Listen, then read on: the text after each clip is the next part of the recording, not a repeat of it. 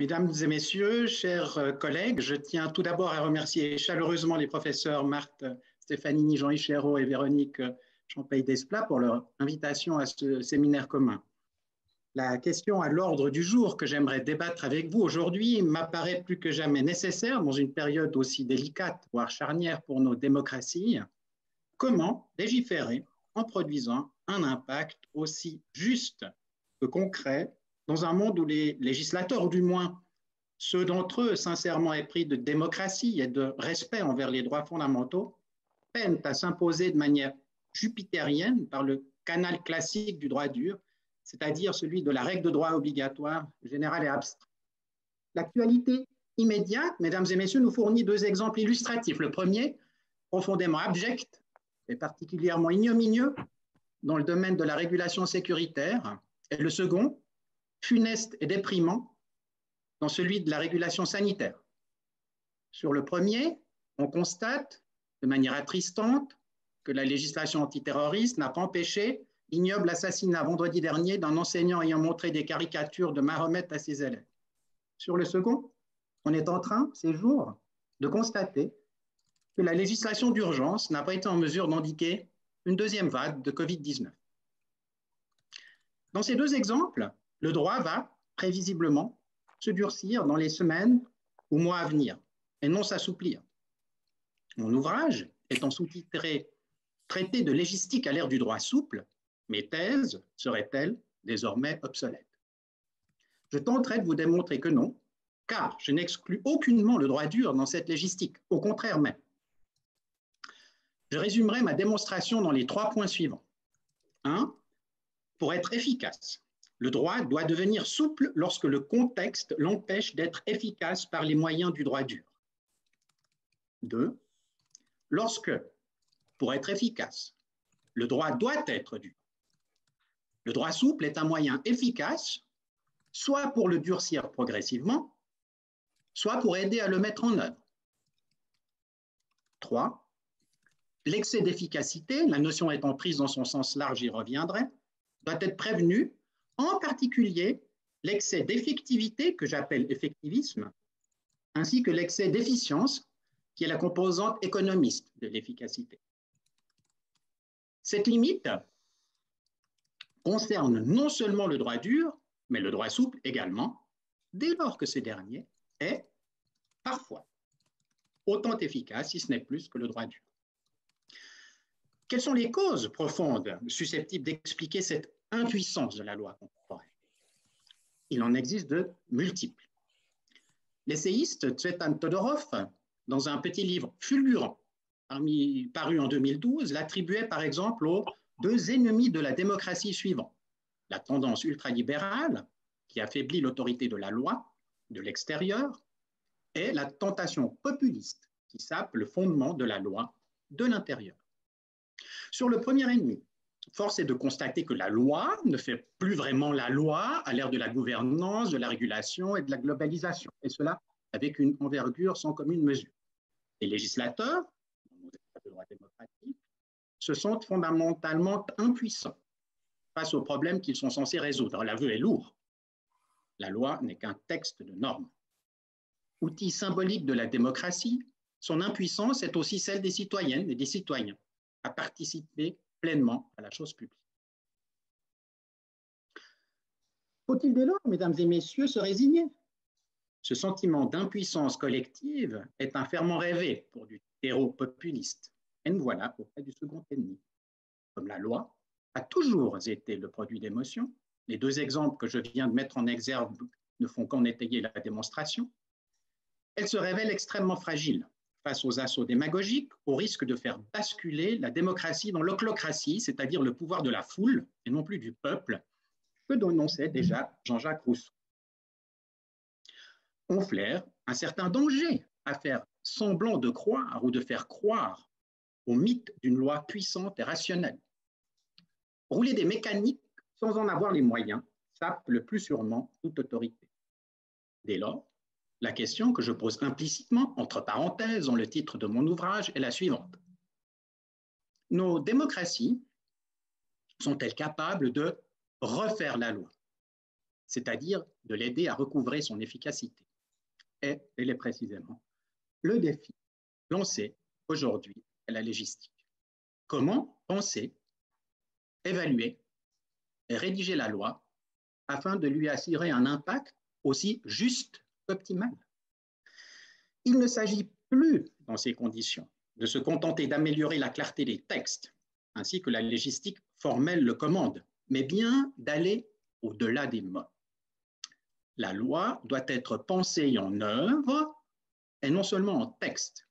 La légistique doit devenir matérielle également, mettant l'accent sur l'impact des textes et leur efficacité dans la résolution des problèmes de société.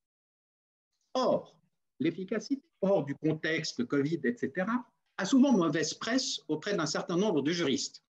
Le philosophe du droit, Michel Villet, critiquait par exemple vertement, je le cite, le juriste qui devient ingénieur et qui pourrait user d'une méthode expérimentale, imitée de la grande industrie.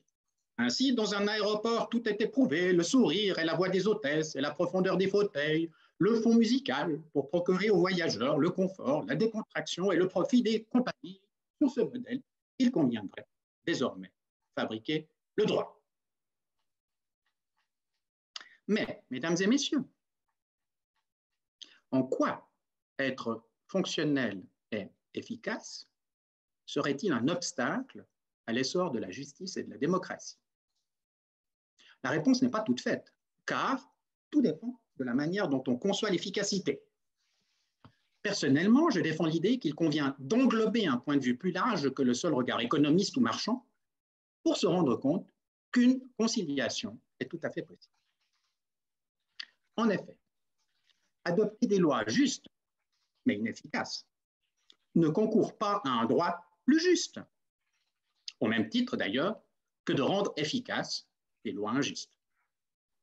Évalue l'arbre à ses fruits et non à ses feuilles, comme le rappelle l'économiste et philosophe indien Amartya Sen en citant la fable de Phèdre dans une perspective résolument conséquentialiste. Dans mon ouvrage, j'ai tenté de montrer que les origines de la légistique remontaient dans le droit fil des sciences de la législation qui ont eu leur apogée au XVIIIe et XIXe siècle, ou plus récemment, de la juristique proposée par Karl Levlin en 1940 et repris par Henri Lévy-Bruhl en 1950. C'est-à-dire un effort, selon eux, pour intégrer le légal dans la sociologie, la théorie politique, selon leur propre dire. L'expression en vogue aujourd'hui dans les pays anglo-saxons d'evidence-based legislation, que l'on peut traduire par l'exigence de légiférer sur la base de faits pertinents et suffisamment établis, repose également sur d'anciennes fondations. Par exemple, Louis Le Caron, alias Charondas, un juriste, philosophe et poète, qui conseillait au prince, en 1556, de, je cite, saine lecture et de bonnes connaissances mathématiques qui ne seraient pas sans incidence sur la production de la loi. Ou, plus tard, Diderot, dans son fameux article sur l'arithmétique politique, paru en 1751. Tous ces efforts visant à justifier le tic de légistique n'ont pas vraiment abouti au succès escompté. Un tel constat est patent pour les législations où l'on ne dispose pas de données scientifiques suffisamment établies et prédictibles, comme dans l'exemple paradigmatique du Covid, lequel démontre que lorsque la science erre, la loi risque fort de tituber. Mais même lorsque les faits sont scientifiquement établis, à l'instar du changement climatique, la loi peine à suivre rationnellement. Dès lors, le tic ne serait-il pas que du toc? Le constitutionnaliste Denis Béranger, excusez-moi, par exemple, n'est pas loin de le penser. Selon lui, je cite, personne ne prétend aujourd'hui croire à l'existence d'une science de la législation. Celle-ci relève de la pratique, pour ne pas dire du désordre et du bricolage les moins satisfaisants intellectuellement. Ne pas avoir de science de la législation, écrit-il, demeure pour nous un problème non négligeable. Le prix que nous payons prend la forme de l'intervention correctrice, non moins problématique, de nos juges constitutionnels. Ce n'est pas un prix modique car nous n'avons pas plus de science de la justice constitutionnelle que nous ne sommes parvenus à avoir de science du législateur. Après ces quelques mots introductifs, mesdames et messieurs, j'aimerais préciser, avant d'exposer mes thèses, que je compte aller au-delà du débat sur le serpent de mer suivant, qui agite de tout temps le débat sur la légistique, celui des critiques continues et plus millénaires relatives à la déliquescence supposée de la loi et l'inflation normative, dont la persistance ne démontre, à mon avis, qu'une seule chose, que le jardin d'Éden législatif n'a jamais existé et n'existera jamais, légistique ou pas. En effet, la question se renouvelle sans cesse, sans jamais se résoudre. Et l'utilisation de la légistique pour justifier des politiques de dérégulation est dès lors, à mon avis, un usage détourné de celle-ci qu'il s'agit de bien cerner afin de mieux la déjouer. La déréglementation, il est vrai, paradoxalement, peut conduire à plus de complexité. Donc, plutôt que de rester accroché à l'idéal inaccessible de la loi simple, mieux vaut travailler, à mon sens, à la vulgarisation de celle-ci, à la simplification de sa mise en œuvre par l'administration et autres acteurs d'exécution. Il faut en effet, à mon avis, bien distinguer la complexité législative de la complexité bureaucratique. C'est la seconde qui irrite dans les faits les citoyens et les citoyennes. Et elle n'est pas en rapport nécessaire avec la première.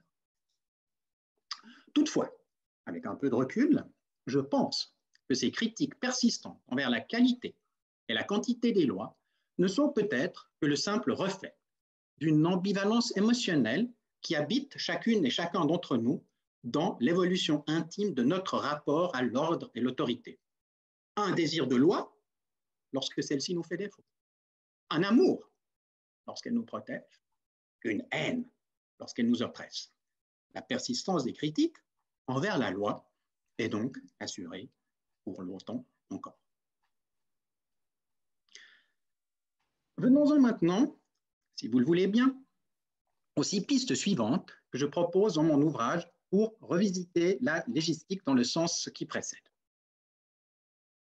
La loi doit tout d'abord être raisonnée, défaut d'être rationnelle. Elle doit, pour ce faire, s'adapter à l'évolution contemporaine des rationalités, mais en prévenant toute dérive rationaliste, psycho-comportementale ou algorithmique. Elle doit, 2, être pertinente, avant même que d'être efficace. Le législateur doit pour cela apprendre à penser par problème plutôt que par solution. 3, la loi doit devenir stratégique. Elle doit, à cet effet, s'approprier habilement l'ensemble du pluralisme normatif sans se limiter aux droits durs. 4, elle doit être efficace tout en rappelant les limites. Elle doit, 5e, être claire.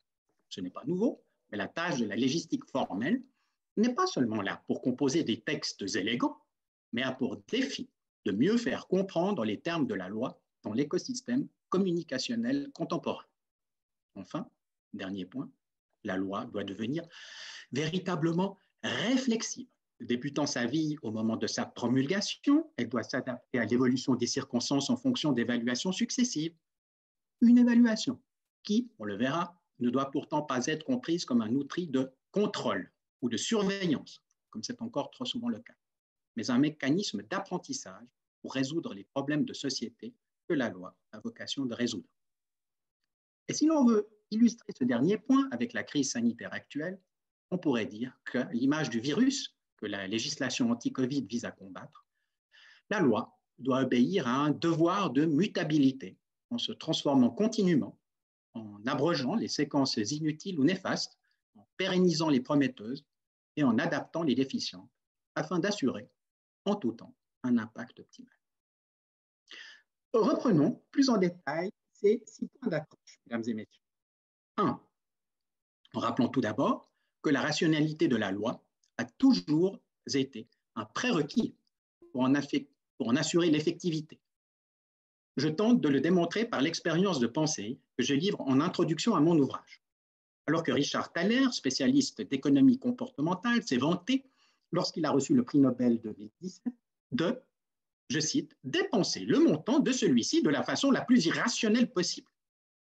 Son compagnon d'armes, le juriste Cass Sunstein, qui a développé avec lui la théorie du nudge notamment, aurait-il pu s'écrier sans choquer qu'avec cet argent, il légiférerait désormais de la façon la plus irrationnelle possible si un prix Nobel de droit devait exister? Poser la question, c'est évidemment y répondre. Et la lutte anti-Covid nous rappelle douloureusement ce point.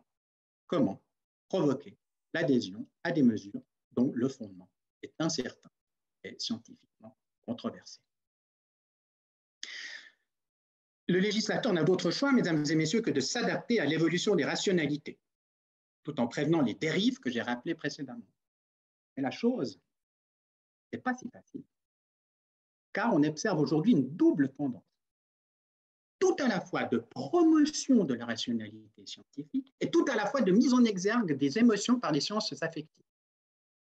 On retrouve cette évolution dans la gouvernance de la lutte contre le changement climatique, incarnée de manière iconique par Greta Thunberg, laquelle a asséné au forum de Davos de 2019 un menaçant, vous vous en souvenez peut-être, I want you to panic.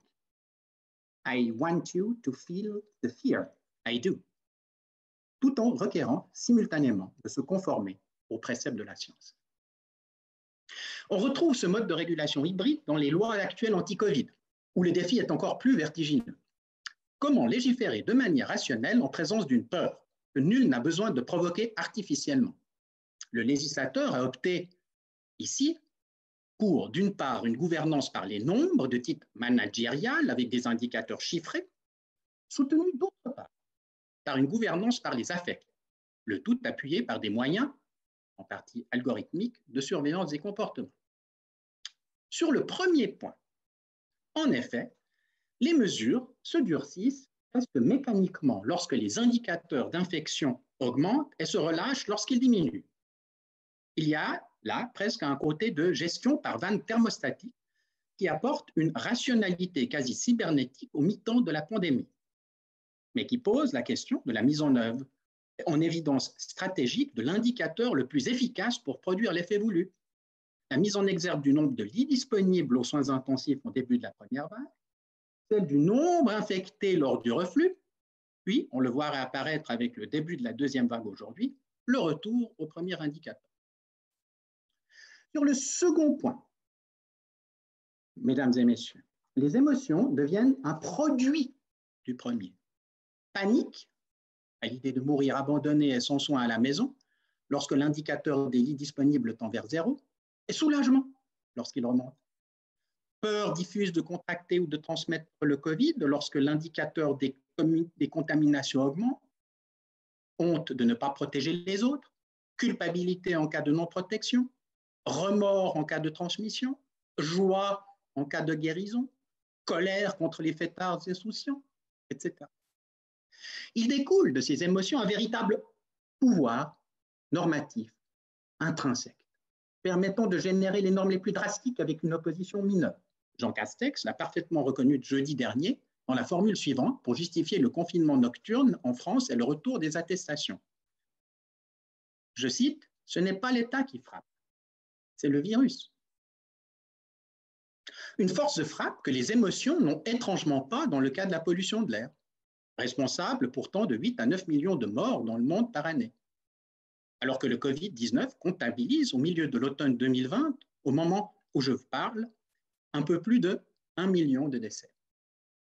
Et pourquoi? Probablement parce que la crainte de la contagion doit être un atavisme immémorial et parce que la pollution représente un risque plus abstrait, plus diffus. Le Covid-19 m'a ainsi permis de relire Michel Foucault avec un nouveau regard.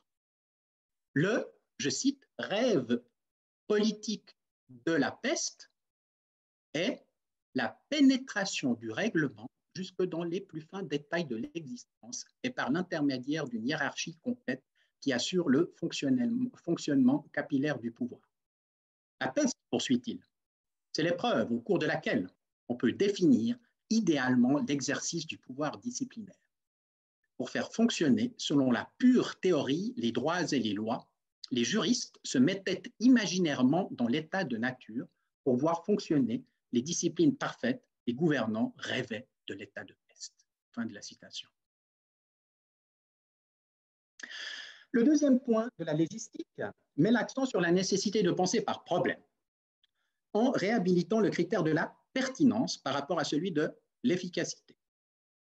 Cette question rebute fréquemment les évaluateurs et les évaluatrices en raison de la nature très argumentative qu'elle exige pour son application.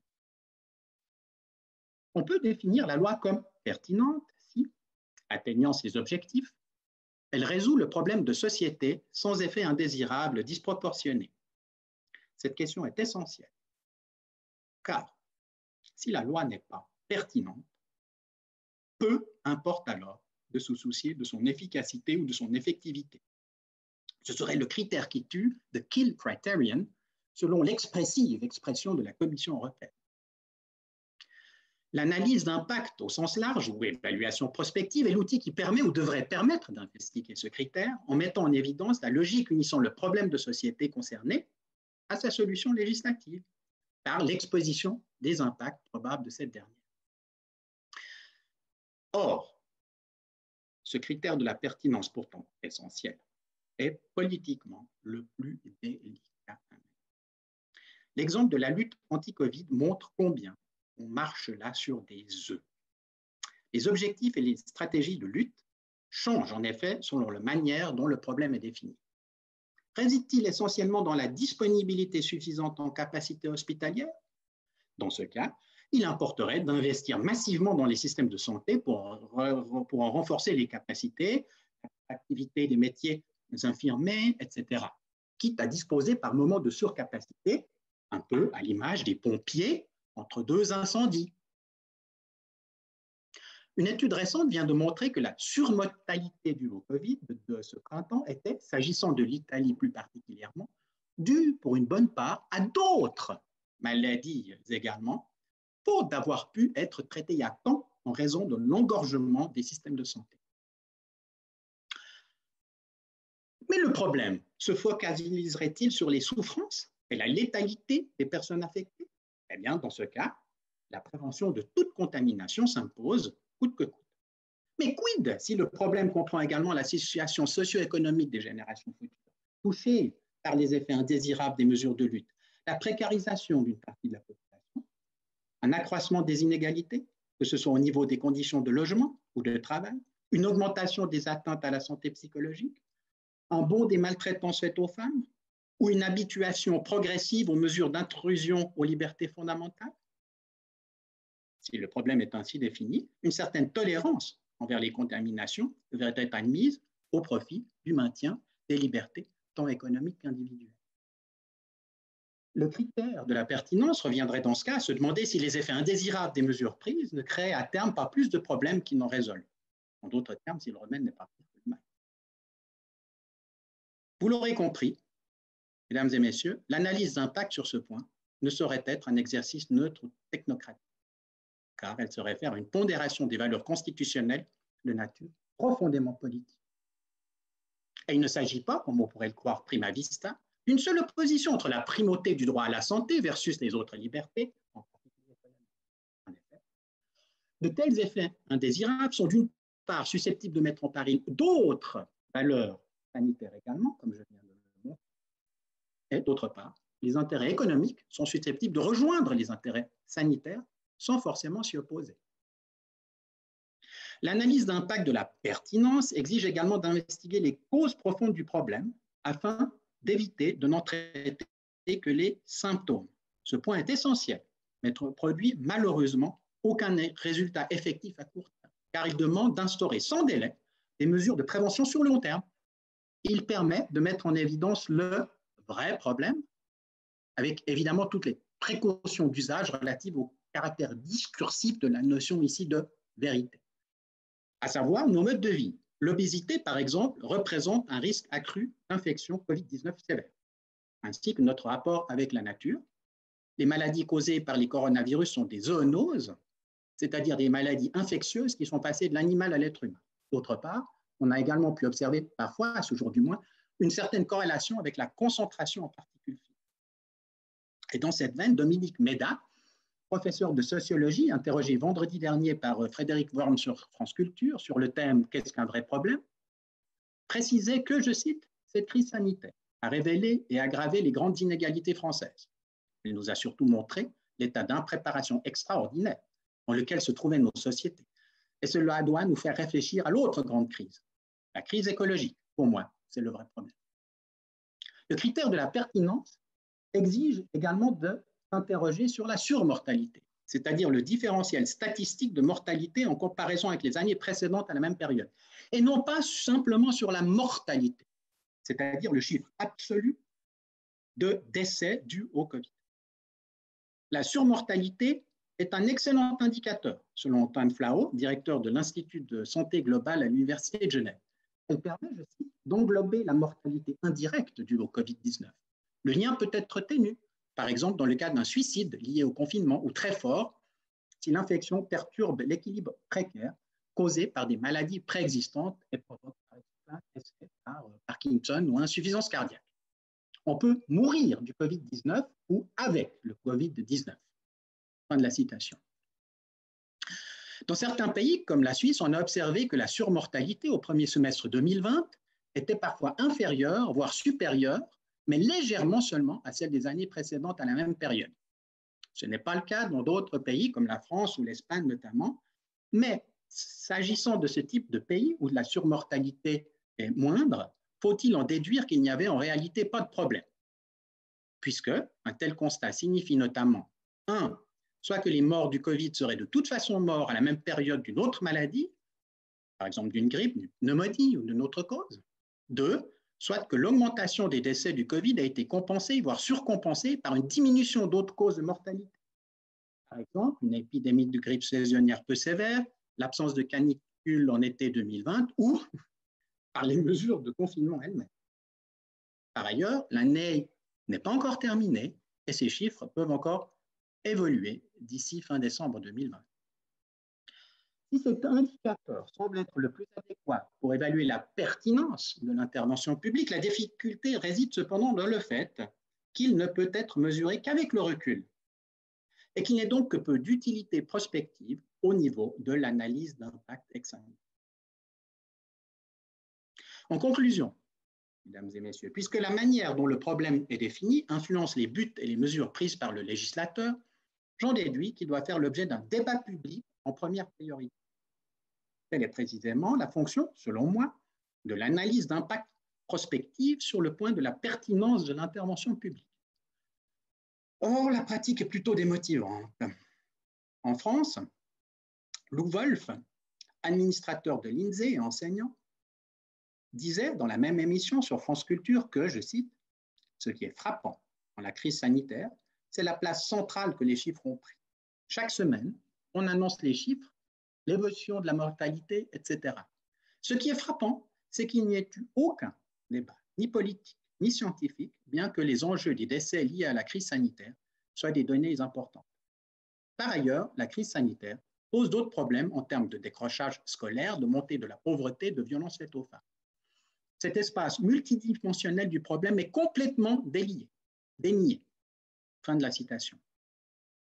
Si je peux comprendre l'absence d'un tel outil discursif en mars 2020 en raison de l'effet de surprise, je m'étonne qu'un semestre plus tard, au début d'une deuxième vague qui s'annonce, le législateur n'ait toujours pas formalisé ce débat au moment de renforcer ces mesures. Troisième élément de cette légistique, prometteur à mes yeux, est la nécessité de considérer la loi, lorsqu'elle se trouve en situation de faiblesse, comme un outil stratégique. De même qu'un verre d'eau à demi rempli peut être décrit à moitié vide ou à moitié plein, la loi peut être vue impuissante parce qu'incapable de s'imposer de manière jupitérienne auprès de ses destinataires, ou vue comme une loi consciente de ses limites, tirant sa force de sa souplesse et d'une appropriation habile du pluralisme normatif. L'idée de la légistique matérielle, souvent contre-intuitive pour les juristes, consiste à penser d'abord en instrument d'action, puis ensuite seulement en forme juridique. À cet effet, j'ai tenté de développer dans mon ouvrage une typologie normative des instruments d'action orientés autour de la mise en œuvre. en distinguant derrière chaque instrument leurs caractéristiques normatives. Et cela en intégrant non seulement les normes obligatoires, mais également les actes normatifs souples, c'est-à-dire ceux qui contiennent des normes qui n'obligent pas juridiquement, mais qui contiennent uniquement des recommandations. On ne le répétera jamais assez, l'efficacité optimale résulte d'une combinaison d'instruments divers, un policy mix pour le dire à l'anglo-saxonne. Et ces actes de droit souple sont utilisés soit là où le droit dur est voué à l'échec par impuissance, difficulté de créer des normes, pre-law, avant droit, soit là où ils sont destinés à aider à mettre en œuvre le droit dur, post-law, droit ultérieur, ou soit là où les actes de droit dur sont interdits par défaut de compétence, para-law. Ce dernier point étant le plus problématique de toute évidence. Et la législation anti-Covid-19 des pays démocratiques ne contredit pas ma thèse. D'une part, je constate que les pays ayant adopté les règles les plus draconiennes ont souvent besoin d'instruments souples pour en favoriser l'effectivité. C'est l'hypothèse de la post-law.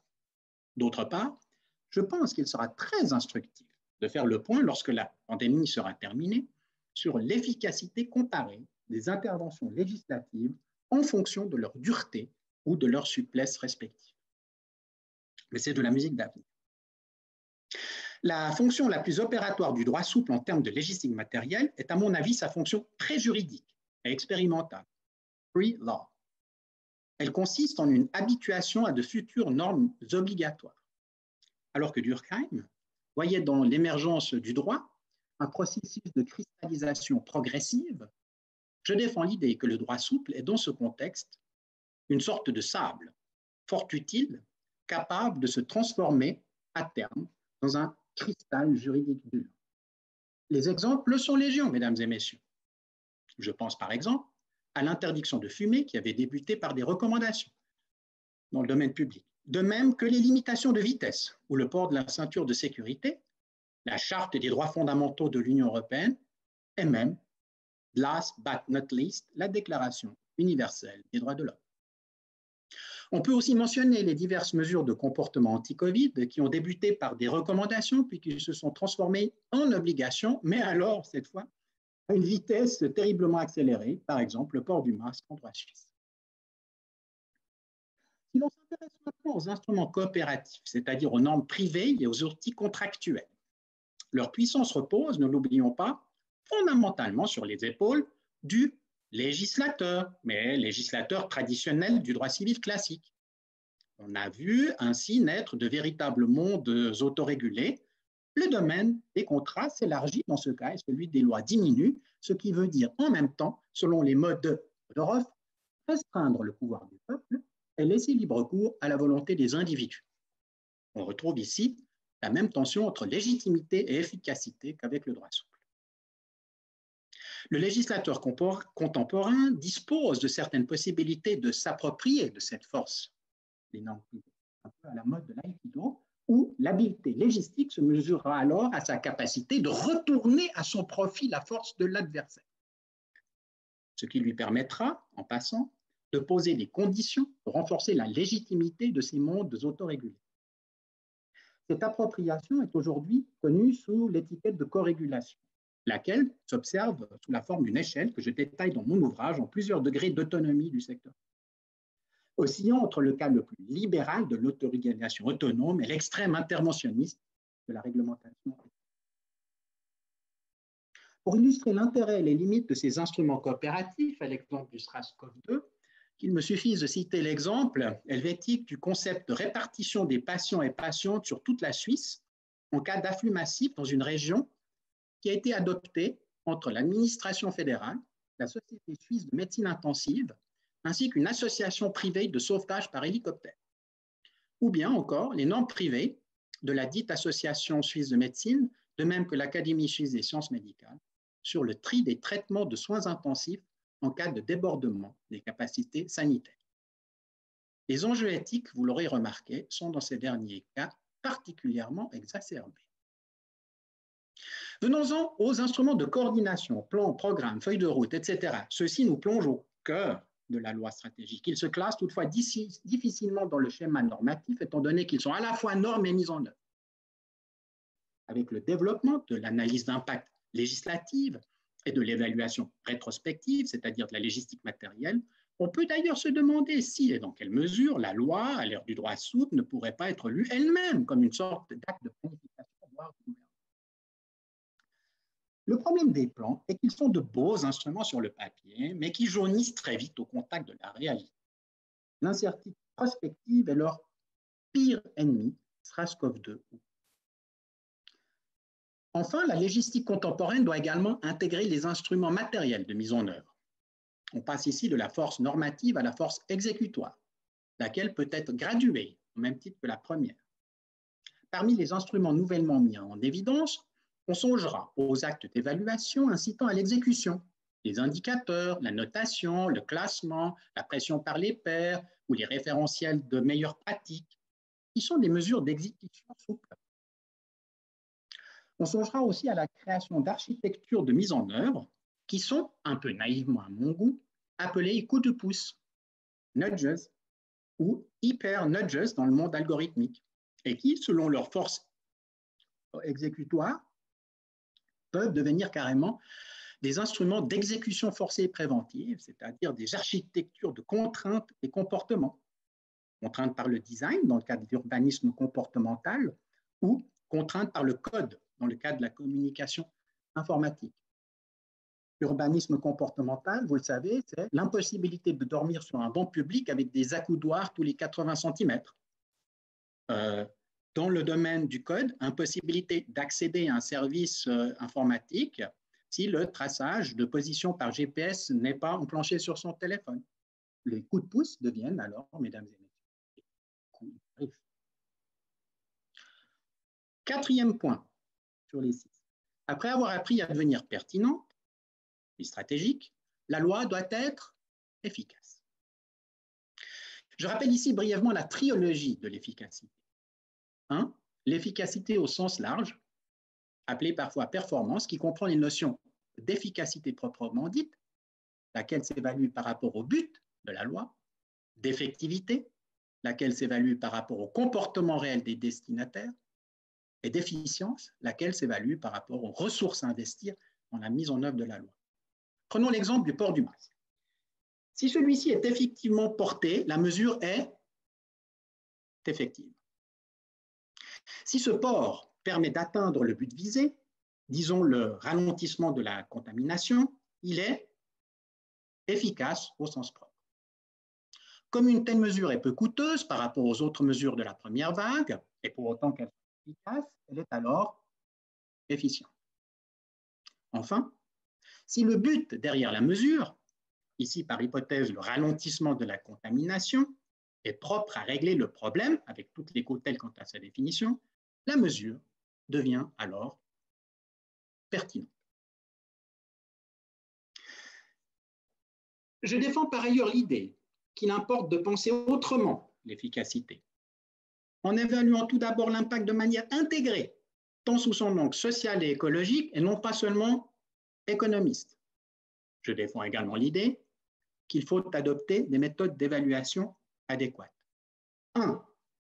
Par exemple, qu'il faut admettre que les évaluations monétarisées présentent d'immenses limites, en particulier la méthode de l'analyse coût-bénéfice qui contraint de chiffrer parfois l'inchiffrable, à l'instar de la valeur d'une vie, l'exemple du Covid-19 étant très parlant à cet égard.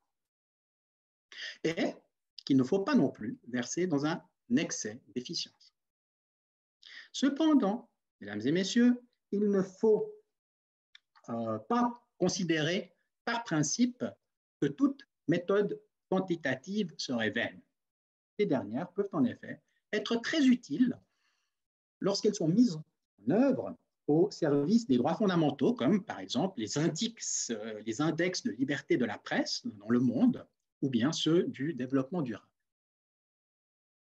Par méthode adéquate, j'entends également une préférence pour les méthodes d'évaluation participative en y impliquant plus fortement la population, de même que les parlements, et en refus d'une approche purement technocratique de l'évaluation.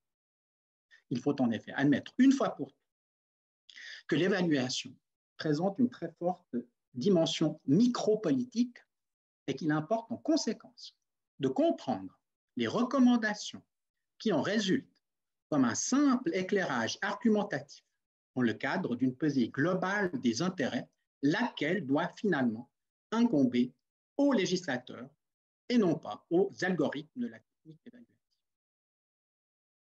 Penser autrement l'efficacité, c'est aussi concevoir la possibilité d'une efficacité allant au-delà des objectifs.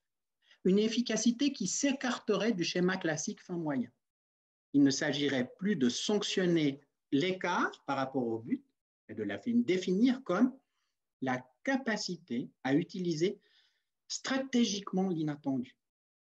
Est efficace dans ce sens le législateur qui présente la meilleure aptitude à exploiter les facteurs émergents porteurs, on pourrait parler de performance stratégique. Une telle perspective revient à réhabiliter en réalité l'effet non intentionnel et l'effet imprévu qui précisément vont servir pour construire la suite de la stratégie. En deux mots, une pensée émergente plutôt que directrice. Il faut également être attentif à prévenir l'effectivité excessive ou effectivisme, afin de pouvoir toujours composer avec, je cite, cette marge d'illégalisme tolérée, cher à Michel Foucault, qui ménage des espaces de liberté souvent indispensables au fonctionnement social, sans toutefois mettre en péril ce dernier, et qui prévient de généraliser toute pratique disciplinaire et coercitive. La crise du coronavirus est très inquiétante à cet égard, sachant que les mesures les plus dures touchent aussi plus durement les plus défavorisés. En effet, de même qu'un excès de légalisme peut s'avérer dommageable, summum ius summa ignoria, vous vous en rappelez probablement de vos études de droit, une exigence excessive d'effectivité et d'efficacité est prévisiblement contre-productive. Summa efficia, summa ignoria serait ce nouvel adage proposé par François Host et Michel de Kirchhoff. Cinquième point, avant de terminer. Revisiter la légistique n'exclut nullement le soin de la lettre, au contraire. La légistique formelle participe en effet pleinement à l'impact et l'efficacité de l'intervention du législateur, car un texte mal communiqué nuit à l'atteinte des buts visés. Il faut notamment rester conscient de l'inatteignable sens clair. La loi parfaite est une utopie. Pourquoi? Parce que la totalité de ce qui est en jeu dans la normativité ne se joue pas au stade de l'énonciation. La sixième et dernière pièce de cette légistique consiste à rendre la loi réflexive, c'est-à-dire à transformer le processus législatif en un processus d'apprentissage afin de retrouver le législateur de Platon, ce peintre incapable d'arrêter jamais ses retouches, à un point où le tableau ne puisse plus gagner en beauté ni en expression. Il s'agit toutefois, mesdames et messieurs, d'évaluer non pas pour contrôler l'exécution, ce que les idées reçues sur l'évaluation laissent cependant souvent entendre, mais bien pour résoudre les problèmes de société. L'évaluation va en effet plus loin qu'une simple opération de, je cite, maintenance des livrables, fin de la citation, pour reprendre la très managériale expression qu'utilise l'ISO à Genève pour l'évaluation continue de ses propres normes. L'évaluation vise à transformer le processus législatif en un processus véritablement réflexif en tendant publiquement un miroir au législateur pour lui montrer le reflet de sa loi au contact de la réalité, afin que celui-ci apprenne de l'image ainsi projetée. En d'autres termes, en incitant le législateur à rendre des comptes, non pas sur l'exécution de la loi, proprement dit, mais sur sa capacité d'apprendre des évaluations. Une telle perspective s'impose avec d'autant plus d'évidence que le domaine à réguler repose sur des faits controversés et des pronostics incertains. Dans ce cas de figure, je formule que l'hypothèse l'hypothèse que le droit doit devenir expérimental afin de recouvrer sa rationalité, afin d'éviter l'arbitraire, tout en restant proportionné. S'agissant de la lutte contre le Covid-19, cela implique, à mon avis, que le droit d'urgence soit assujetti à un nouveau principe constitutionnel, le principe de rétroaction, tel que je propose de le qualifier, impliquant un possible devoir de mutabilité, c'est-à-dire à une condition continue d'observation, d'évaluation, de révision et d'amélioration, tant de la loi que de la Constitution d'ailleurs, en fonction des impacts produits. Mesdames et messieurs, il est temps maintenant de conclure. Retenons, en un mot, que la qualité de la loi doit s'évaluer à la qualité de son impact et que se limiter à soigner son texte est en soi insuffisant. Même si je dois très humblement reconnaître que le bilan de la démarche légistique est en demi-teinte, l'évaluation législative bute tout d'abord en effet sur un étrange paradoxe. Elle ne se laisse elle-même que difficilement évaluer. L'impact du droit souple, ensuite, n'est que peu spectaculaire par rapport à la brillance d'un droit dur éclatant, mais potentiellement de façade seulement. Enfin, la légistique bute sur de nombreux écueils. La dose de raison qu'elle se propose d'injecter dans le processus législatif n'est que limitée. Car, rappelle la philosophe du droit Simone Goyard-Fabre, je cite, « Le pouvoir est le lieu d'ambivalence. Il est tel que l'irrationnel y côtoie, non par accident, mais par essence. Une raison qui s'efforce d'être raisonnable sans toutefois y parvenir. » Fin de la citation. Une telle légistique ne pourra donc en conclusion être que très modeste. La force de la loi résidant dans l'utilisation stratégique de sa faiblesse est très patiente, amenée à reconnaître que la fragilité apparente de ses impacts immédiats ne se révélera que de manière décalée lorsque, par un phénomène de maturation progressive, un certain nombre de normes diffuses, souples, expérimentales et plurielles se transformeront en règles progressivement obligatoires. Enfin, et ce sera mon point final, si la légistique contribue, ne fût-ce que modestement, à améliorer les conditions de rationalité communicationnelle du législateur, afin d'en éclairer de manière plus transparente les choix, et si, par ailleurs, elle contribue à nous tirer, nos juristes, hors de notre zone de confort, en mettant notre profession au défi de l'interdisciplinarité, alors j'estime, mesdames et messieurs, que le projet légistique contemporain est pertinent, à défaut d'être pleinement efficace. Mesdames et messieurs, je vous remercie pour votre attention.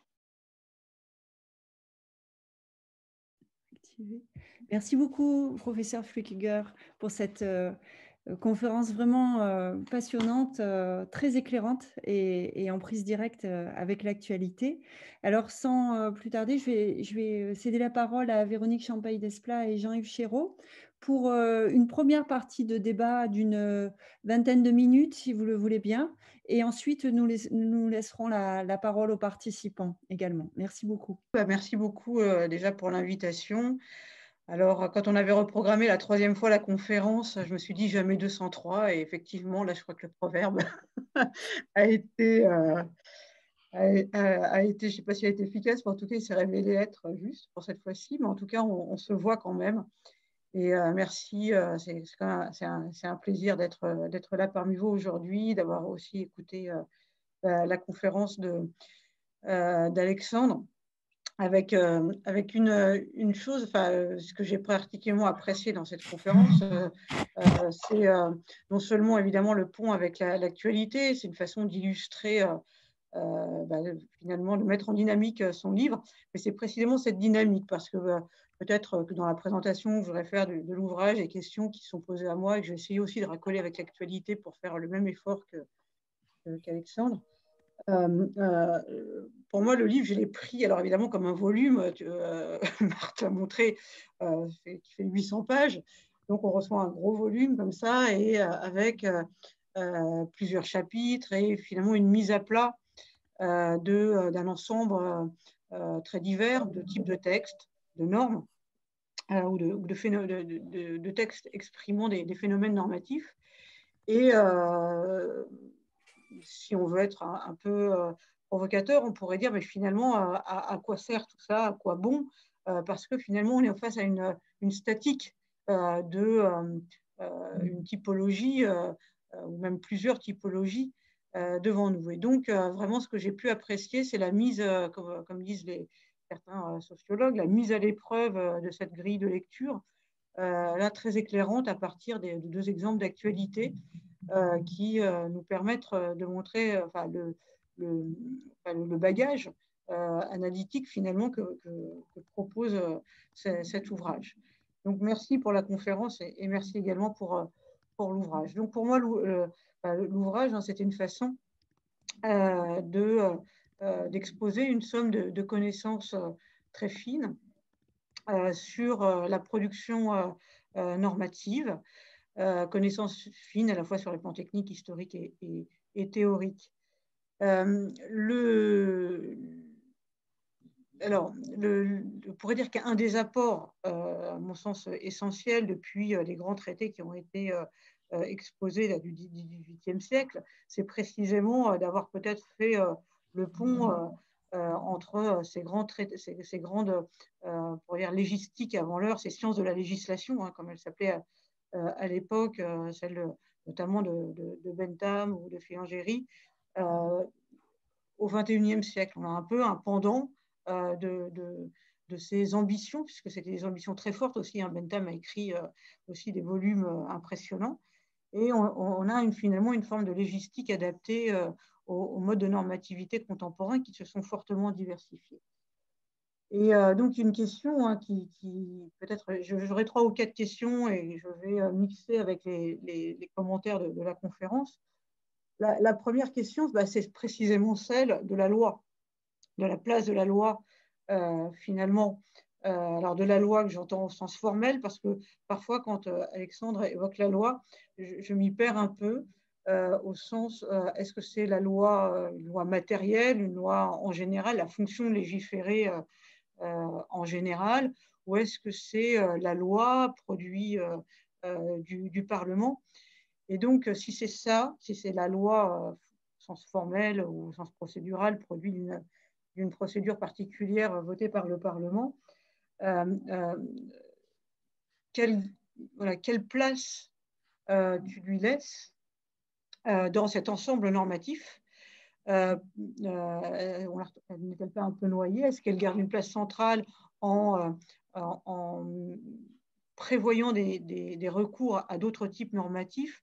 Comment, quelle place finalement reste-t-il au législantisme dans la légistique, si je peux me poser cette question comme cela? Et pour faire le rattachement avec ce que tu as dit, donc j'étais très dans la conférence, tu as commencé de façon assez forte d'un point de vue politique en demandant, en posant la question, finalement, on a des législations, que ce soit antiterroristes, on en a de plus en plus depuis au moins les attentats de 2001, mais également en France, en fait, il y avait des attentats, il y a eu une vague d'attentats dès les années 86. Donc, en fait, la législation antiterroriste n'a cessé de se multiplier, les lois sur le renseignement également. Je ne parlerai pas du système hospitalier parce que c'est autre chose, enfin, voilà, c'est une autre dynamique. Et pourtant, cet arsenal ne donne pas de réponse aujourd'hui. Alors, ma question est la suivante. Est-ce que finalement le droit et la loi en particulier, c'est bien une bonne réponse? Est-ce que c'est bien une réponse adéquate, en tout cas au type d'événements auxquels on est confronté aujourd'hui? Est-ce que ce n'est pas se leurrer que de penser que le droit en tant que tel, en tant qu'instrument, va répondre à ces différentes manifestations, parfois imprévues? Et donc, il y a une résonance que tu n'as pas évoquée dans les débats très contemporains. Certains députés ont dit il faut changer pour la question des attentats, et notamment de l'attentat de vendredi, il faut changer la Constitution, donc c'est-à-dire une réponse juridique à un problème politico-social. Et bon, est-ce que c'est la bonne réponse, est-ce que c'est une bonne façon d'envisager les choses que de donner une réponse par le droit, par un changement de constitution? Voilà, c'est une question qui se pose. Est-ce que on a bien l'impression que dans ton discours, tu veux que, ou enfin tu souhaiterais plutôt que le droit permette le maximum de réponses au maximum de problèmes politiques, sociaux, sanitaires, écologiques, mais est-ce que le droit est toujours la bonne réponse et comment l'articuler avec la question des politiques publiques? Est-ce que la loi doit y renvoyer et prévoir donc l'intervention d'autres instruments normatifs qui ne sont plus législatifs, mais autres? Voilà, comment tu penses cette articulation-là? Et donc, je pense que dans la question, tu retrouves quelque chose que j'ai dit tout à l'heure, et peut-être voilà, qui me posait question en lisant la Somme, au sens, je dirais, presque médiéval que tu nous livres, c'est à savoir la dynamique, en fait. Tu nous donnes vraiment un panorama impressionnant de toutes les formes normatives contemporaines qui peuvent passer soit par les autorités publiques, soit des productions normatives par les acteurs privés, voire des mixtes. Et finalement, comment tu envisages l'articulation, la dynamique de toutes ces sources pour répondre à des problèmes concrets comme tu viens de les exposer. Alors, le deuxième, ça va aller vite sur les autres séries de questions parce qu'en fait, dans la première, j'ai évoqué beaucoup de choses que je voulais te dire. Deuxième série de questions, alors elle est peut-être moins en rapport avec ce que tu as exposé que, voilà, peut-être s'il y a quelque chose qui peut nous séparer, c'est, je dirais, le point focal, enfin en tout cas le rapport entre la production du texte normatif et son interprétation. Donc, tu as relevé dans le livre, et pour discuter un petit peu, je relèverai ce que tu as relevé sur mes propos virulents relatifs au caractère quelque peu utopique de certains objectifs de la légistique. Pourquoi? Tout simplement parce que plutôt sensible aux théories réalistes de l'interprétation, j'estime qu'en fait, il y aura toujours un écart, toujours un gap entre la production du texte législatif ou normatif, quel que soit son support, et l'interprétation. L'interprète, les moyens, on va dire, de limiter l'imagination de l'interprète ou de ces écarts avec un sens supposé littéral clair du texte, comme tu l'as évoqué, étant jamais assuré. Donc, voilà, peut-être que la question est très, très générale, mais comment, toi, tu envisages cet écart, ou en tout cas, comment tu réintègres l'écart entre l'interprétation, qui sera inévitable, et la légistique voilà, est-ce que tu partages ou pas, dans quelle mesure ce caractère vain et comment tu l'intègres? Parce qu'après tout, on peut très bien dire, oui, quels que soient les efforts que l'on fera dans la structuration des textes, dans les modes de rédaction des textes, oui, l'interprétation sera inévitable et l'écart est inévitable. Alors, comment tu réintègres éventuellement ce type de limite? La troisième question, non, ça je l'ai fait sur les dynamiques, je l'ai posé. Alors, j'aurais deux dernières questions, ou plutôt une question et une remarque par rapport à ce que tu as dit. Tu as fait allusion, tu as évoqué dans tes propos l'ouvrage de Baranger. Alors, c'est formidable parce que j'ai pu lire et discuter les deux. Je crois qu'il y a à peu près un an, presque jour pour jour, on a invité Baranger au Centre de théorie du droit sur son ouvrage. Et alors, si on est gentil, on va dire que les deux ouvrages sont complémentaires, mais on comprend aussi qu'il y a des formes de tension, si on est un petit peu moins naïf, entre les deux approches, c'est inévitable. Et donc, en fait, j'aimerais savoir aussi comment tu réponds à une critique forte qui, me semble-t-il, peut provenir de la perspective Baranger. Si je pouvais proposer une petite synthèse, on pourrait dire que pour lui, l'art de la législation au XVIIIe siècle, c'est une forme de pensée politique de la loi en lui conférant une chaire, mais sans technique, alors que la légistique contemporaine, ça serait une forme de technique de la loi, mais sans chaire politique. Alors, quelle serait la raison politique, quelle serait la raison, au sens, puisque tu as cité Goya Fabre à la fin, quelle serait la raison derrière la légistique, comment tu lui redonnerais de la chair et ne la réduirais pas seulement à une simple technique. Alors, tu y as partiellement répondu en évoquant la question des droits fondamentaux, mais voilà, comment est-ce qu'il y aurait un principe qui pourrait redonner de la chair à une vision technique de la légistique. Enfin, la dernière chose, ça serait plutôt une remarque, ou plutôt pour relever, pour exprimer un accord avec toi. J'étais aussi très frappée, alors là, cette fois-ci, sur la question du Covid, de la Covid, de la crise, de la pertinence du vocabulaire de Foucault. Alors, j'ai un peu de mal à le dire parce que j'ai toujours été fascinée par l'œuvre de Foucault depuis 30 ans. Je suis adolescente, je disais Foucault, et voilà. Mais ici, tout y est. La question du biopouvoir, la question du maillage du territoire, la question du droit disciplinaire, du contrôle. Et donc, j'ai fait des petites on pourrait dire, de mise en application des grilles, des grilles de Foucault sur la Covid. Il y avait des arrêtés anti-crachat aussi, tu as parlé des bancs, mais qui dépassaient là la question de la Covid. Mais il y a eu tout un contrôle à la fois de l'espace public, mais aussi jusqu'à l'intimité des personnes, à partir du moment aussi où on est sommé de ne plus s'embrasser, il y a de l'intime. Donc, il y a une forme de contrôle très totalisant des comportements des personnes, dans lesquels les grilles de Foucault s'appliquent de façon vraiment très, très pertinente.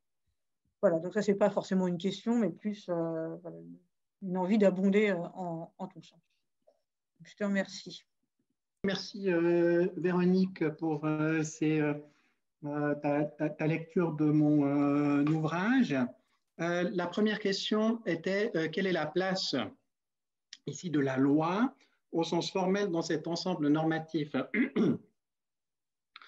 en disant qu'on a l'impression d'errer dans les différentes notions de loi. Effectivement, la loi prise donc dans son sens formel, ici va suivre cette démarche légistique. Mais il est bien évident que j'ai pu mettre en évidence que cette même démarche va se retrouver dans les normes privées, puisqu'il existe par exemple un guide de légistique encore plus épais produit par l'ISO, n'est-ce pas? On peut appliquer cette méthode également au droit conventionnel, n'est-ce pas? Certains l'ont fait. On peut l'appliquer au droit constitutionnel, donc à la fabrication même de la Constitution, et même au niveau infralégislatif. Donc on le voit, cette proposition de méthode ne vise pas forcément la loi au sens légicentrique, n'est-ce pas? Donc j'ai essayé de voir toutes ces occurrences dans toutes les manifestations ici de textes législatifs. Alors, pour reprendre ta question, c'est vrai que d'un point de vue général, je me place toujours dans le squelette autour de la loi prise dans son sens formel, adoptée par le législateur. La grande difficulté est que le législateur a tendance à légiférer de manière émotionnelle, symbolique, etc. Et puis, n'est-ce pas, on se retrouve dans la chanson de Dalida, parole, parole, parole. Et puis finalement, la légistique, j'aurais pu commencer par la chanson de Dalida, c'est ça, n'est-ce pas? On fait des belles paroles et puis on se casse le nez sur la réalité. Et donc, il y a un côté enchanteur, il y a un côté séducteur, n'est-ce pas, comme dans la chanson de Dalida, du législateur formel. Ça marche évidemment très, très bien. Et c'est là que, évidemment, arrivent les deux ennemis de Todorov, en particulier le populisme, parce que le populisme est très sensible, n'est-ce pas, à la musique de du législateur et des magiciens parfois. Évidemment, la globalisation fait que on peut jouer des gros bras, on peut déclarer ce que l'on veut de manière extrêmement martiale, mais ensuite, si on prend le cas de cet ignoble attentat, on remarque qu'on ne pourra régler la question, par exemple, des médias sociaux que dans un contexte beaucoup plus large que le droit strictement national. Et donc, on le voit ici, l'idée qui se cache tout au long de l'ouvrage est de dire que la loi doit être en réalité la chef d'orchestre de la régulation. Donc, pour répondre à ta question par rapport à l'articulation avec les politiques publiques, c'est de dire que ici, on n'a pas une loi qui fixe simplement une règle générale et abstraite, c'est-à-dire une loi au sens matériel, comme on les définit à l'université, mais doit être en fait justement cette coordinatrice stratégique de l'ensemble de cette normativité. Alors tu dis oui, il y a un immense chapitre sur la régulation et la normativité. Il faut dire en fait que je me suis fait prendre à mon jeu. Lorsque j'ai commencé, je pensais qu'il s'agirait d'une 50aine de pages. Et puis en fait, plus j'ai creusé, plus j'étais fasciné par ce pluralisme normatif. Et en fait, je n'arrêtais jamais de trouver de nouveaux exemples.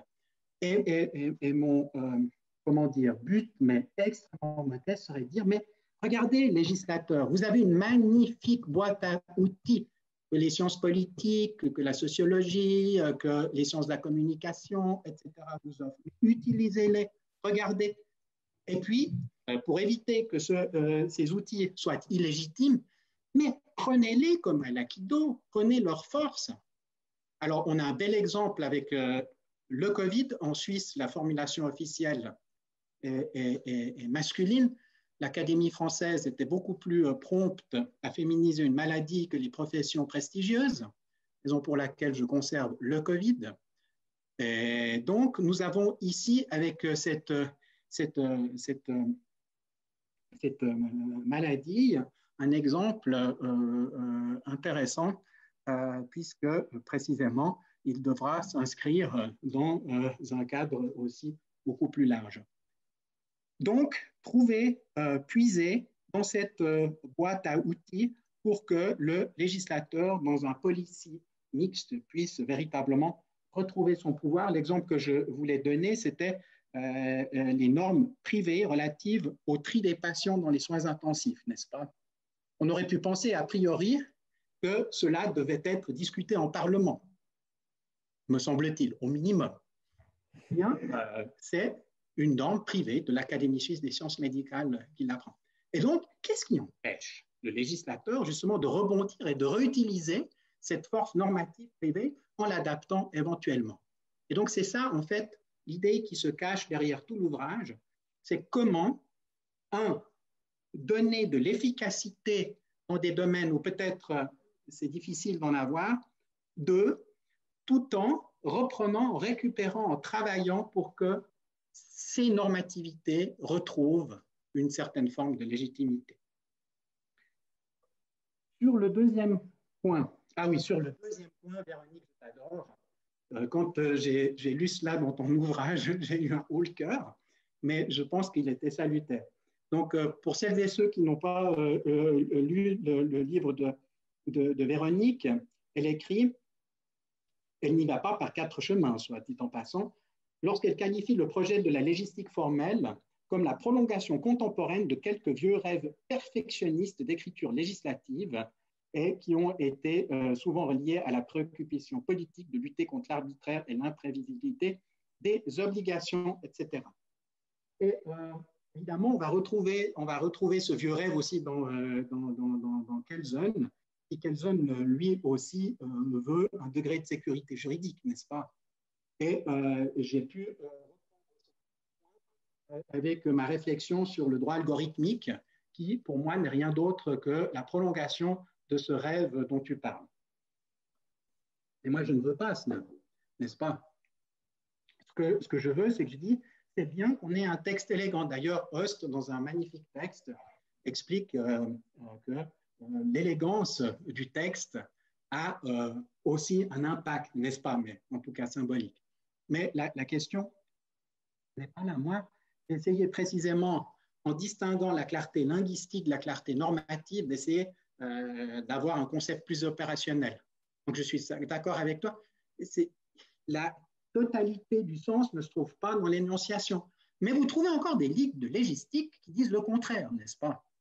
Et moi, je m'inscris totalement en faux contre cette idée que plus vous rédigez précisément et clairement un texte, plus vous avez une efficacité, une légitimité. Non, ça ne fonctionne pas comme ça. L'interprétation restera. Donc, pour moi, c'est une piste sans issue. Par contre, je trouve beaucoup plus intéressant de travailler sur la seconde piste. Et c'est pour ça que dans ce chapitre de légistique formelle, je distingue la clarté normative de la clarté linguistique. Parce que c'est vrai que sur le point de vue linguistique, il y a pas mal de travail qui peut être fait. En particulier des exercices ensuite de vulgarisation, des exercices de diffusion, etc. Donc, c'est la réponse que je ferai pour ton deuxième point. Sur le troisième, Baranger. Baranger aussi, lorsque j'ai lu son texte, m'a fait un haut le cœur en me disant, mais tiens, il détruit absolument tout ce que j'essaye de présenter plus ou moins scientifique, avec évidemment toutes les cautèles que je propose. Et le grand intérêt du livre de Dini Baranger est précisément d'essayer d'articuler cette recherche des sciences de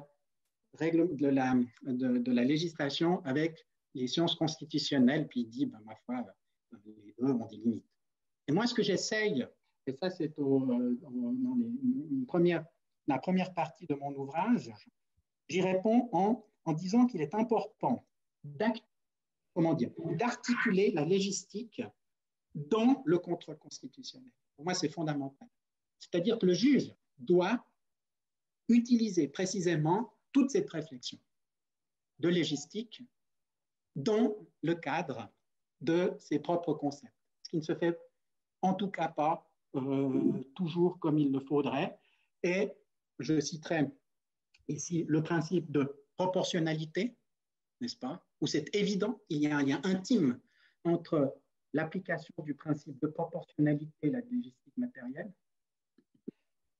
de l'interdiction de l'action arbitraire, n'est-ce pas, puisque si on suit une telle démarche, eh bien, on ne sera pas arbitraire, et de même que dans l'égalité de traitement et la lutte contre les discriminations, n'est-ce pas, l'effectivité est importante, sans compter le principe développé par la Cour européenne des droits de l'homme, selon lequel il faut des droits effectifs et non illusoires. Et donc, pour moi, l'immense intérêt de cette légistique, c'est de réconcilier tous ces textes en sciences politiques, en gouvernance, dans le travail du juge. Et c'est pour ça que j'ai terminé ma conférence en insistant sur la nécessité et les défis de l'interdisciplinarité. Et je pense que les juges constitutionnels auront beaucoup avancé s'ils arrivent véritablement à s'appuyer sur ces travaux, c'est-à-dire qu'ils les connaissent un minimum pour juger de ces principes. Enfin, sur le dernier point, chère Véronique, je ne peux que te suivre. J'ai relu Foucault pour cet exposé, puis effectivement, son rêve politique de la peste qui est utilisé comme matrice pour son panoptique. D'ailleurs, si tu prends son bouquin,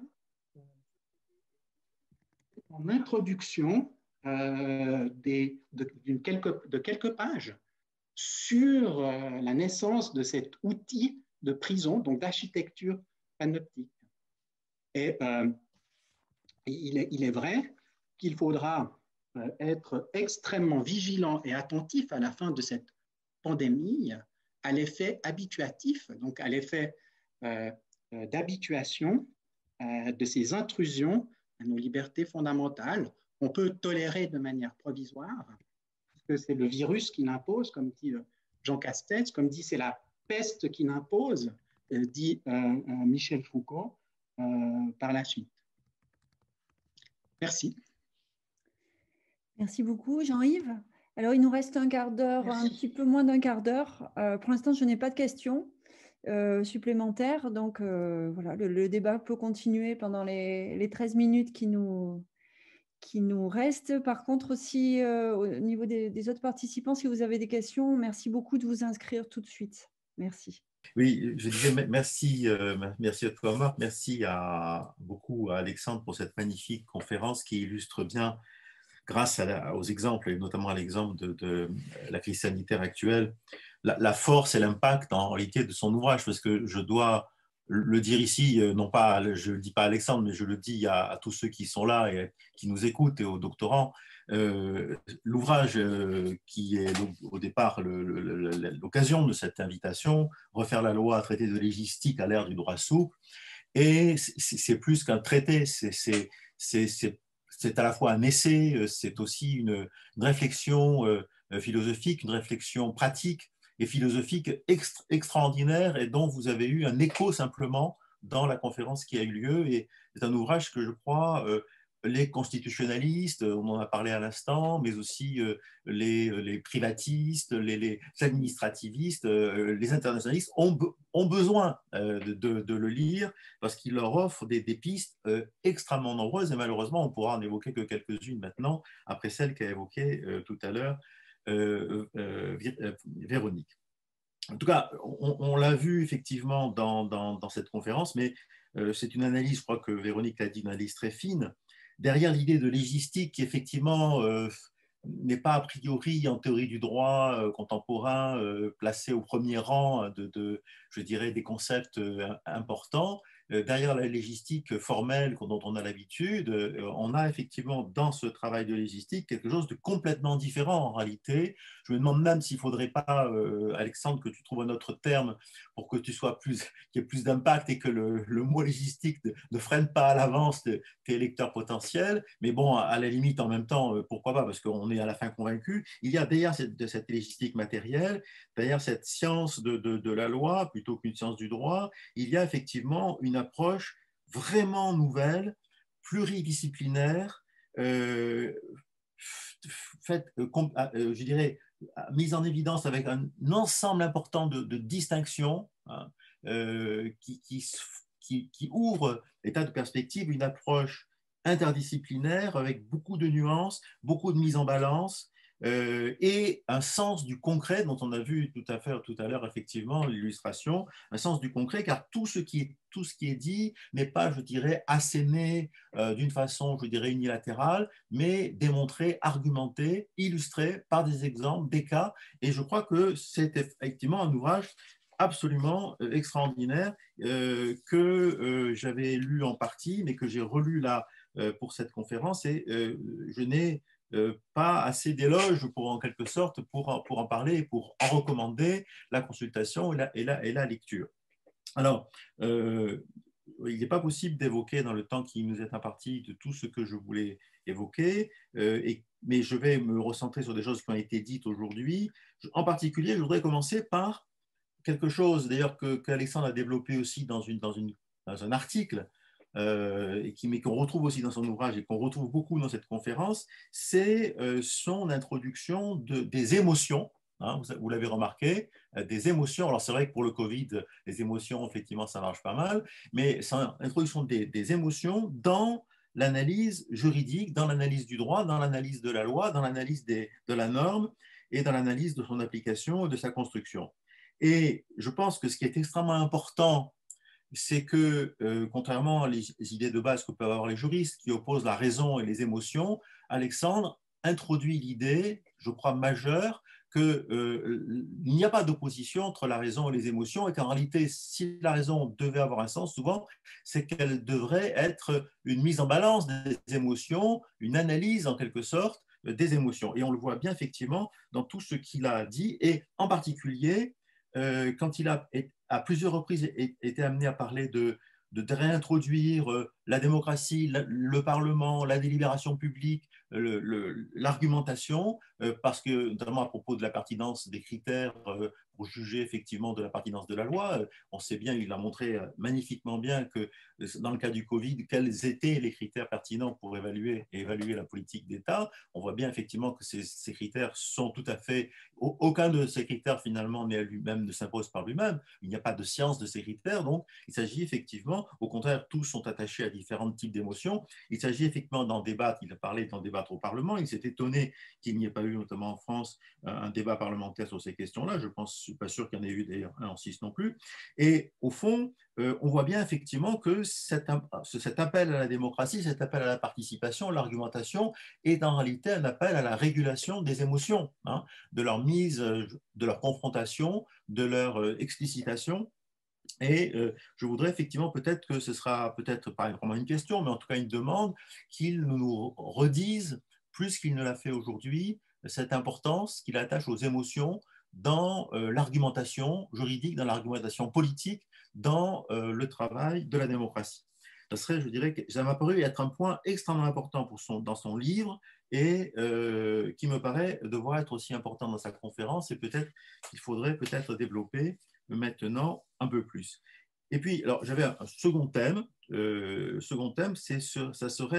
Ça concernerait ce qu'on appelle en général, au sens strict, le droit souple, mais plus précisément toutes les manières par lesquelles les gouvernants, sans faire référence à la co-régulation ici, mais par des mesures de recommandation, par des politiques d'adaptation au-delà des normes obligatoires, hein, l'importance des normes non obligatoires que ces normes ont pu prendre dans la régulation et dans l'action publique. Là, le fait que faut noter, je crois que là, Alexandre l'a dit, mais peut-être pas autant qu'il le dit dans son ouvrage, noter à la fois l'importance, l'utilité, notamment en particulier en tant que c'est ce droit souple, je dirais préfigure, annonce, permet de s'adapter à un droit dur qui va advenir. Ça, c'est un point extrêmement favorable, important. Il y a beaucoup de sociologues qui disent que finalement le droit marche d'autant plus finalement qu'il se contente de reprendre des normes déjà acceptées, et qu'en réalité c'est souvent l'écart entre le droit et les normes sociales qui fait que le droit n'est pas respecté. Donc au fond, à quoi sert le droit? C'est une question que parfois posent les sociologues, parce que à quoi sert-il? Il sert peut-être à rien, parce qu'en réalité il ne fait que reprendre des choses qui sont déjà acceptées. En fait, il sert quand même beaucoup, parce que son caractère obligatoire a un rôle de philosophie politique majeur et un rôle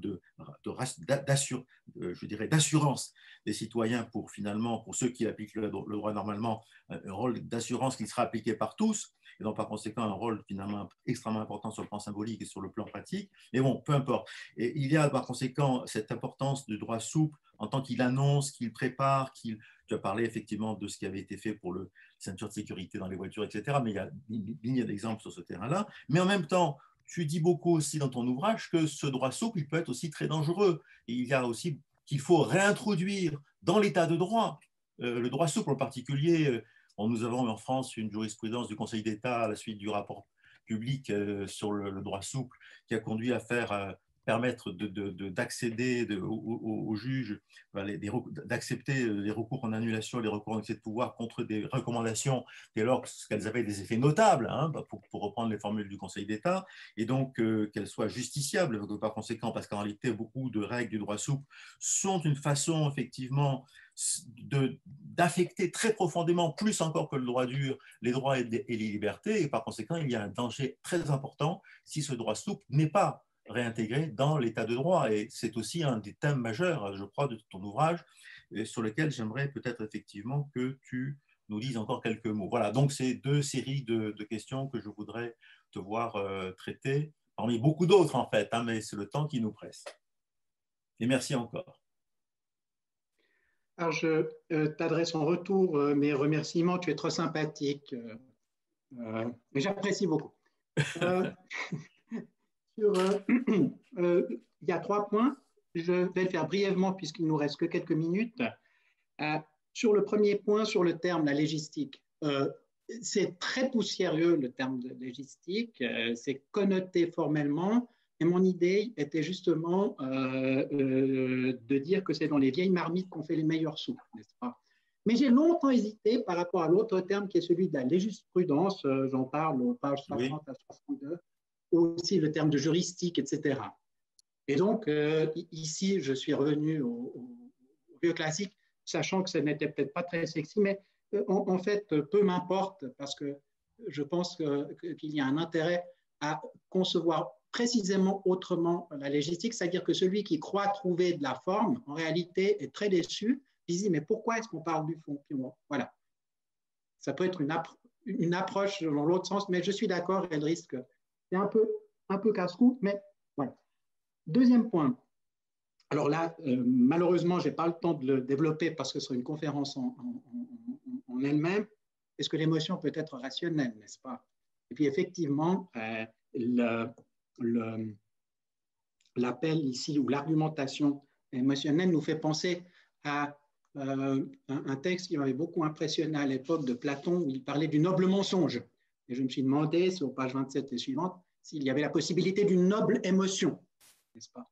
Et puis en fait, tout tourne là autour. Je pense qu'il y a effectivement de nobles émotions au sens, disons, platonien, à condition, bien évidemment, que la société ou le législateur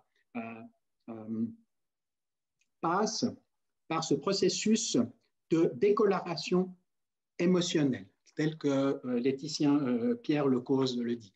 Je pense que la clé est chez Pierre Lecause pour que le législateur puisse véritablement accéder à cet état de raison et non pas de rationalité. Il faut que la société, le législateur, la population puisse passer par un processus de qualité de décoloration émotionnelle. Malheureusement, pour le Covid, nous sommes qu'au mi-temps de la pandémie et nous n'avons pas encore achevé ce processus de décoloration émotionnelle.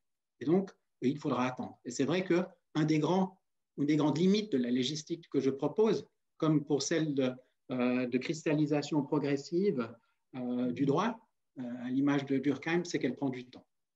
Alors peut-être que c'est mon défaut helvétique, on va légiférer en prenant du temps, ce sera la conséquence, n'est-ce pas?